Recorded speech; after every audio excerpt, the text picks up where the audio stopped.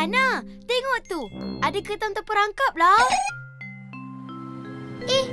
Haalah. Mama, Papa. Kenapa, Oma? Tadi Oma nampak ada ketam terperangkap bawah kayu. Kesiannya. Oma tolong dia tak? Tak. Oma, bila kita tolong-menolong, Allah sayang kita. Allah akan beri balasan baik kepada kita.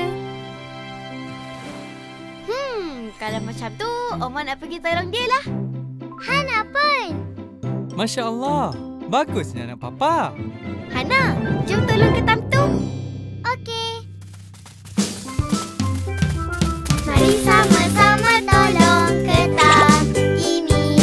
Angkat sana, angkat sini. Kita berjaya. Selamat tinggal ketam.